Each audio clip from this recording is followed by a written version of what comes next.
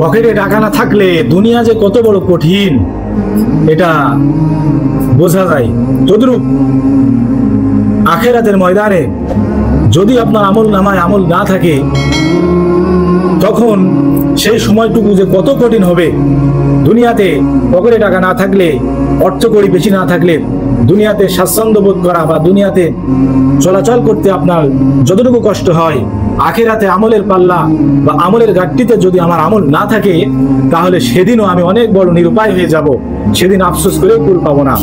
এই জন্য দুনিয়াতে থাকতে গেলে, চলতে গেলে, ফিরতে গেলে, ভালোভাবে থাকতে গেলে যতদূর আমাদের অর্থ প্রয়োজন, আমরা যেমন অর্থ মজুদ করার জন্য, ইনকাম করার জন্য মরিয়া হয়ে পড়ি, তদ্রূপ আমাদের খেয়াল রাখতে হবে হাসরের ময়দানের কথা।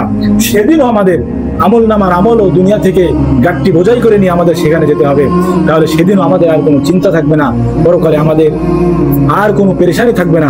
রব্বুল আলামিনের বিচারের আওতায় আমরা যখন যাব, আমরা চাওয়া মাত্রই আমরা আমাদের সমস্ত ইবাদতগুলো রব্বুল আলামিনের সামনে যেন আমাদের আমলগুলো দেখিয়ে দিতে পারি। আল্লাহ রব্বুল আলামিন আমাদের সবাইকে বোঝার তৌফিক দান করুন।